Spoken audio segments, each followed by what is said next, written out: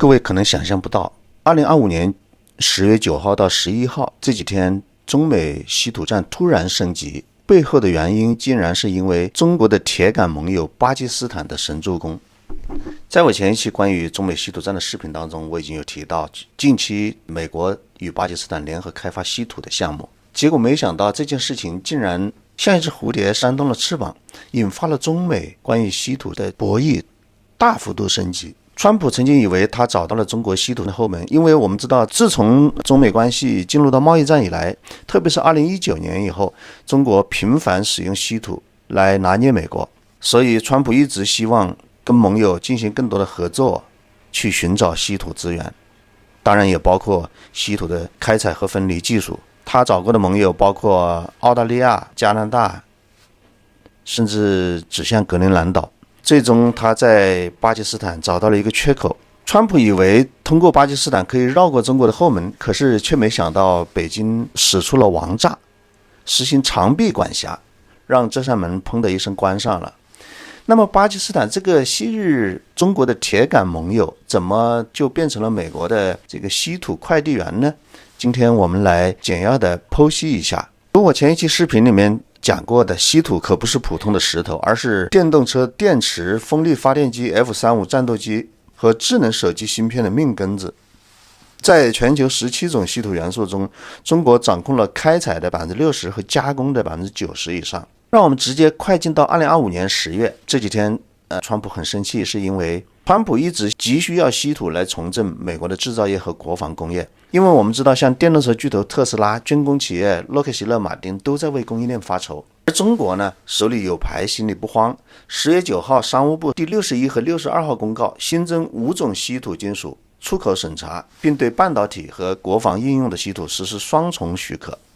这不是简单禁运，而是从原材料到技术的全链条封锁。为什么这么狠呢？就是因为川普的关税直接戳中了中国出口的心脏，而川普试图绕开中国，从巴基斯坦直接运稀土。但我们要知道，巴基斯坦的稀土它是采用了中国的分离技术，所以因为这些原因，中国这一次下手这么狠，直接戳中了美国军工的命脉。美国芯片厂和军工厂的库存警报立即拉响。我们说这跟巴基斯坦的神助攻有非常密切的关系。9月28号，巴基斯坦总理谢里夫和陆军参谋长穆尼尔风尘仆仆的飞抵白宫与川普会晤。在谢里夫与川普的会晤中，他向川普献出了一项很重要的礼物，就是一个稀土宝盒，里面包含了各种不同的稀土元素。在川普急需稀土的情况下，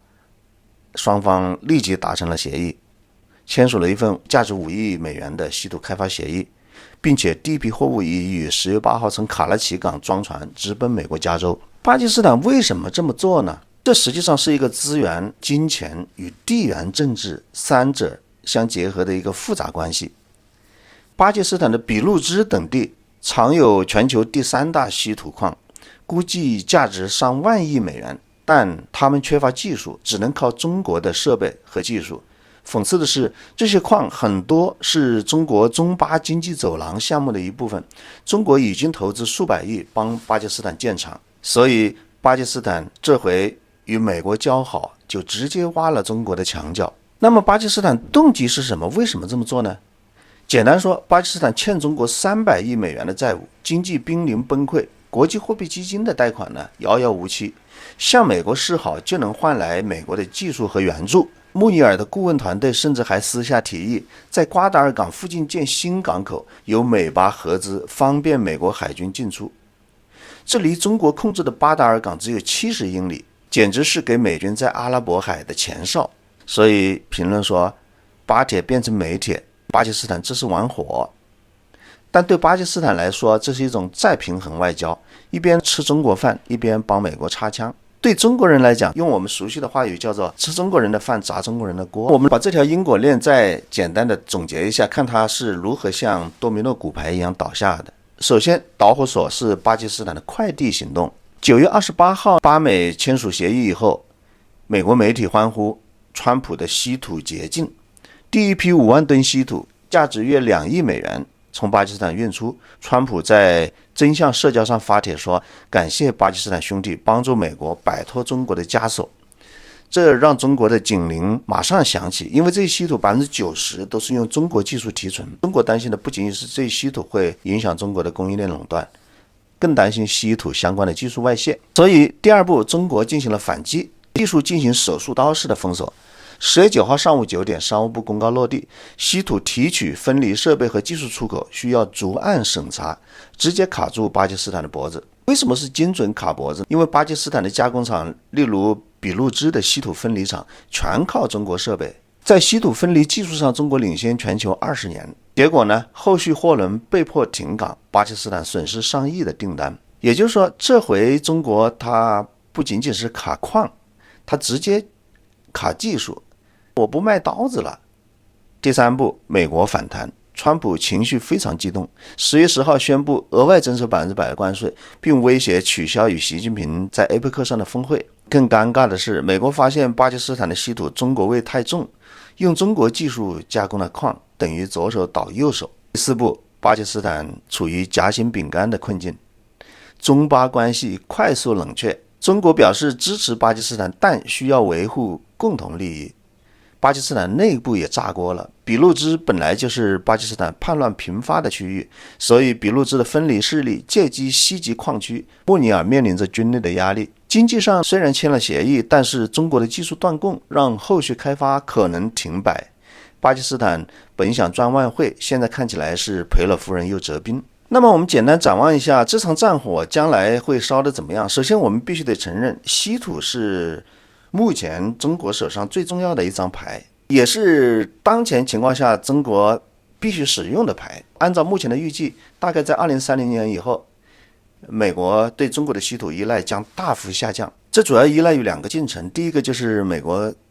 明尼苏达的铁氮磁铁技术将量产，